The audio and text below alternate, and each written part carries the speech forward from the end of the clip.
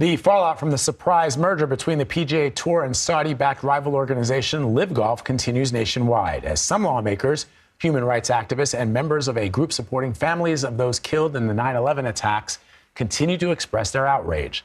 The Human Rights Watch group accused Saudi Arabia's public investment fund and the PGA of enabling the kingdom to, quote, sportswash its human rights record. CBS News senior foreign correspondent Charlie Daggett joins us now from London to discuss. Charlie, the term sports washing is one that's relatively new to Americans, but it's been going on for quite some time, specifically as it relates to countries like Saudi Arabia. Explain what it is and how it affects sports there. So, Vlad, it's a term that human rights organizations like Amnesty International have used to coin when a regime, in this case the Saudi regime or the Saudi government, is using sports in order to whitewash, as it were, some of its dubious human rights records, and trying to do that by getting involved and integrated in sports, international sports. And that has happened here.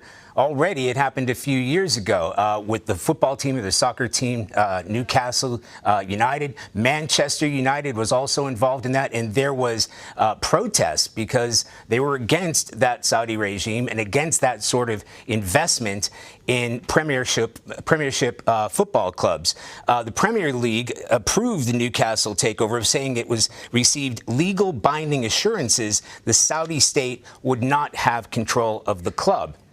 So that went ahead. Now, where they haven't been able to buy soccer teams here, they've tried to lure international football stars or soccer stars away, including, you'll recognize these names now, Vlad, former Real Madrid Cristiano Ronaldo. He has been lured to play for a Saudi Arabian club. Another Real Madrid star, Karim Benzema, he is a current star. He's in his prime. He's been lured away. Lionel Messi was approached by the Saudi League. He turned that down, in his words, to switch to Inter Miami, which was announced just recently. So, as you know, this LIV PGA merger stirred up a lot of controversy. I'm curious about what the reaction has been like with the public, not in the U.S., but I'm curious also internationally.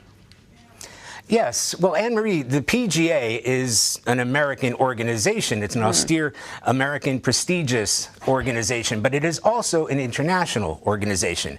There are international members who are part of that club. Notably, Rory McIlroy, who has been against LIV from the very beginning. Of course, he's from Northern Ireland. A number of European players who have been against this, and a number of European players who have already joined LIV. So this has already caused deep divisions this season. Now, glass half full, because of this merger, some of those divisions may go away, but there is certainly going to be resentment between those players who critics will say they just sold out. They took the money and ran, and now they're being folded into the PGA. So the people that were standing their ground, in their case on principle, they would argue, now have to play alongside these members. It will make things easier for things like the Ryder Cup, because there was a controversy as to who would be able to play and where they would be able to play. So I guess the question, what does this merger mean for the PGA going forward? I mean, are there going to continue to be pressures placed on Saudi Arabia? Because it's one thing to spend a lot of money on sports, build fancy stadiums.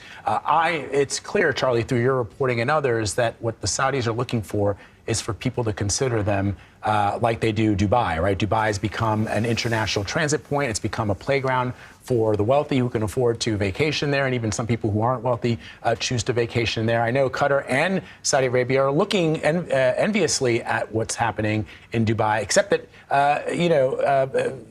when it comes to those two countries specifically, there are real concerns around their human rights issues, and that's not going away.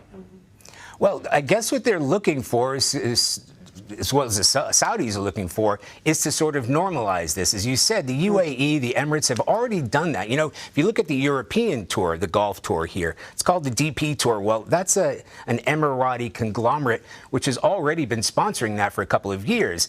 There was a little bit of controversy at the time, but now it's just the way business works. So if you're the PGA, you'd think, well, better to go along with LIV and to have these deep pockets because they're going to be fighting them anyway. So it enables the PGA to have the deep pockets of the LIV organization, and it enables LIV to get the sort of acceptance, the sponsorship, the viewership which they need. I went to the first LIV competition here in the UK.